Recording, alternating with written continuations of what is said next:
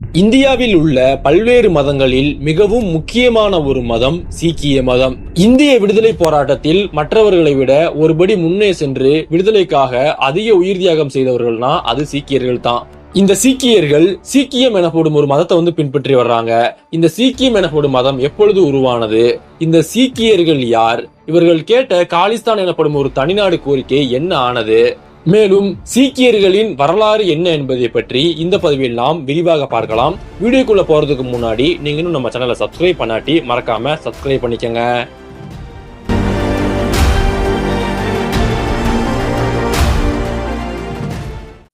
இந்தியாவின் வடமேற்கு மாநிலமான பஞ்சாப் பகுதிகளில் இந்த சீக்கியர்கள் அதிகமாக வாழ்ந்து வர்றாங்க.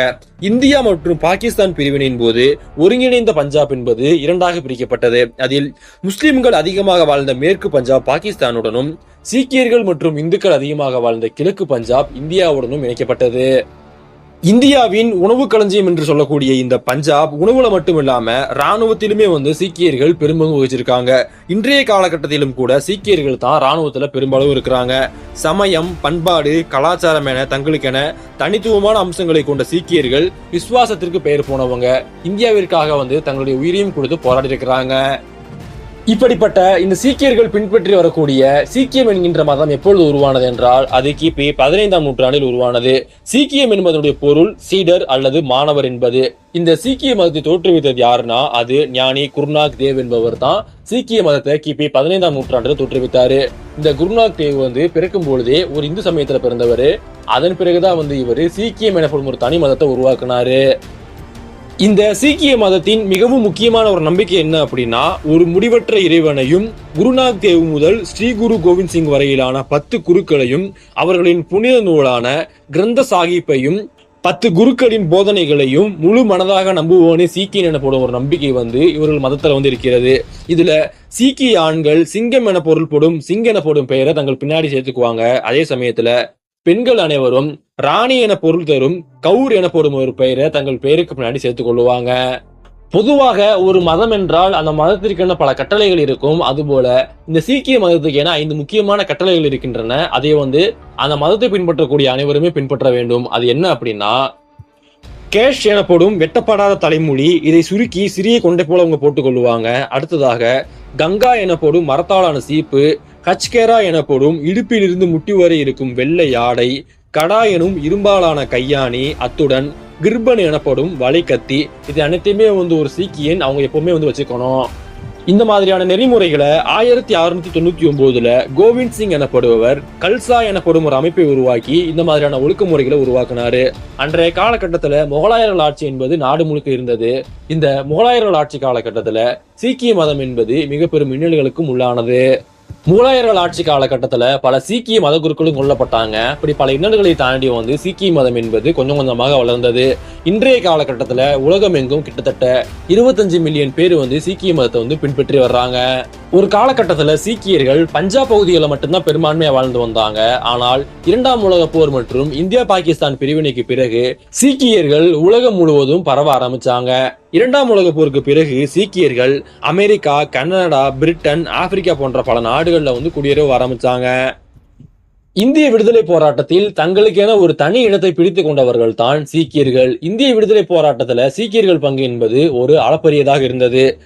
அதற்காக நம்ம பல உதாரணங்களை சொல்ல முடியும். குறிப்பிட்ட சில உதாரணங்கள் அப்படின்னா, பிரிட்டிஷ் அரசால் ஆயுள் தண்டனை விதிக்கப்பட்டு அந்தமான் தீவுகளுக்கு கொண்டு செல்லப்பட்ட 2646 இந்தியர்கள்ல 2147 பேர் சீக்கியர்கள் தான். அடுத்ததாக ஜாலியன் வாலாபாக் படுகொலை நடந்த பொழுது அதில் இறந்தவர்கள் கிட்டத்தட்ட 799 பேர் சீக்கியர்கள் தான். அடுத்ததாக இந்திய விடுதலை போராட்டத்தின் போது தூக்கிலிடப்பட்ட இந்தியர்களில் 73 பேர் சீக்கிய மதத்தை சார்ந்தவங்க. இப்படி இந்திய விடுதலை போராட்டத்தின் போது சீக்கியர்கள் தங்களுடைய பங்கை அதிகமாக கொடுத்து விடுதலைக்கு மிக முக்கியமான ஒரு காரணமாகவும் இருந்தாங்க.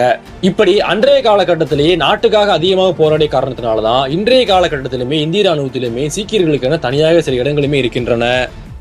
இந்திய ராணுவத்துல சீக்கிய ரெஜிமெண்ட் என்பது மிகவும் திறமை வாய்ந்த மற்றும் ஒரு வலிமையான ரெஜிமெண்ட். இந்த ஒரு காரணத்தினால அதிக விருதுகளை இவங்க வாங்கியிருக்காங்க.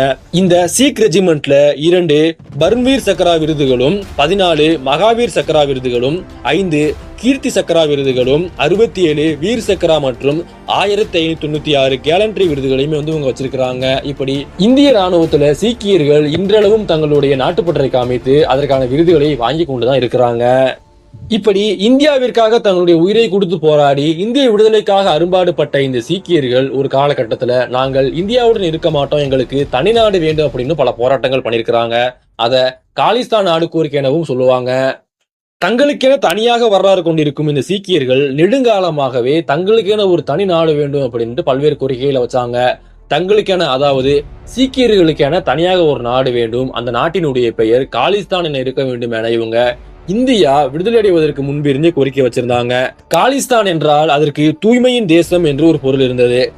இந்தியா விடுதலை அடைவதற்கு முன்னாடி மிண்டோ மார்லி தலைமையில ஒரு கமிட்டி என்பது உருவாக்கப்பட்டிருந்தது. அதுல காந்தி, நேரு, ஜின்னா போன்ற பல தலைவர்கள் இருந்தாங்க. அந்த சமயத்துலதான் ஜின்னா இஸ்லாமியர்களுக்காக பாகிஸ்தான் எனப்படும் ஒரு தனி நாடு வேண்டும் அப்படின்னு கோரிக்கை வச்சாரு. மறுபுறத்துல காந்தி மற்றும் நேரு அவர்கள் இந்தியா எனப்படும் ஒரு தனி தேசம் வேண்டும் அப்படின்னு கோரிக்கை வச்சாங்க. இந்தியாவிலிருந்து பாகிஸ்தான் பிரியக்கூடாது அப்படின்னு சொன்னாங்க. ஆனால் முகமது அலி ஜின்னா இந்தியாவிலிருந்து வலுக்கட்டாயமாக பாகிஸ்தானை பிரித்தார். அதற்கு பின்பு பல அரசியல் இருக்கிறது. அதை பற்றி நம்ம தனியாக ஒரு பதிவுல பார்க்கலாம். அன்றைய காலகட்டத்துல இந்த சீக்கிய மதத்தை சார்ந்த அகாலி எனப்படும் ஒரு அமைப்பு சீக்கிய மதத்தவர்களுக்காக தனியாக காலிஸ்தான் எனப்படும் ஒரு நாடு வேண்டும் அப்படின்ட்டு கோரிக்கையை வச்சாங்க. அன்றைய காலகட்டத்துல ஒருங்கிணைந்த இந்தியாவுல சீக்கியர்களுக்காக சமூகம், பொருளாதாரம் மற்றும் மத ரீதியான உரிமைகள் முழுமையாக காப்பாற்றப்படும், எனவே நீங்க இந்தியாவுடன் இருங்க அப்படின்னுட்டு நேரு, காந்தி, வல்லபாய் பட்டேல் என அனைவரும் ஒன்றாக சேர்ந்து பேச சீக்கியர்களும் அவங்களுடைய கோரிக்கையை கொஞ்ச நாளைக்கு தள்ளி போட்டாங்க. இதன் பிறகு இந்தியா விடுதலை அடைந்தது.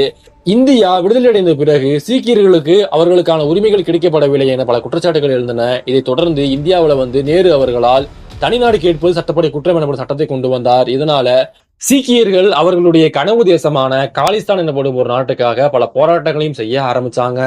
இதன் பிறகு 1791ஆம் ஆண்டு ஜகத்சிங் சவுகான் என்பவர் காலிஸ்தான் என்ற நாடு உருவாக்கப்பட இருப்பதாக அமெரிக்காவில் வெளியாகக்கூடிய நியூயார்க் டைம்ஸ் எனப்படும் இதழ்ல விளம்பரம் கொடுத்தாரு. இந்த விளம்பரம் வெளிவந்த உடனே உலகில் இருந்த பல சீக்கியர்களும் நிதிகளை கொடுக்க ஆரம்பிச்சாங்க. இதன் பிறகு 1980ஆம் ஆண்டு ஏப்ரல் மாதம் 12ஆம் தேதி அன்று ஜகத்சிங் சவுகான் இந்திரா காந்தி சந்தித்து பேசினார். ஆனால் அவருடைய பேச்சுவார்த்தை என்பது தோல்வியடைந்தது. இதை தொடர்ந்து ஜகத்சிங் சவுகான் காலிஸ்தான் கவுன்சிலை உருவாக்கி இருப்பதாக அறிவித்தார். அதன் தலைவராக தன்னையும் பொதுச் செயலாளராக பல்பீர் சிங் சந்து என்பவரையும் அறிவித்தார். அடுத்ததாக 1980 மே மாதத்தில் சவுகான் லண்டன் சென்று அங்கு காலிஸ்தான் எனப்படும் ஒரு தனி தேசம் உருவாகிவிட்டதாக அறிவித்தார். அதை தொடர்ந்து இந்தியா அமிர்தராசிலுமே காலிஸ்தான் எனப்படும் ஒரு தனி நாடு உருவாகிவிட்டதாக அவர் அறிக்கைகளையும் வெளியிட்டார். இது மட்டுமல்லாம அவர் அன்றைய காலகட்டத்துல காலிஸ்தான் நாட்டுக்கான தனி ரூபாய் நோட்டுகளையும் தனி ஸ்டாம்புகளையுமே அன்றைய காலகட்டத்தில் வெளியிட்டாங்க. இப்படி காலிஸ்தான் இயக்கம் என்பது கொஞ்சம் கொஞ்சமாக இந்தியாவில் வளர ஆரம்பித்தது.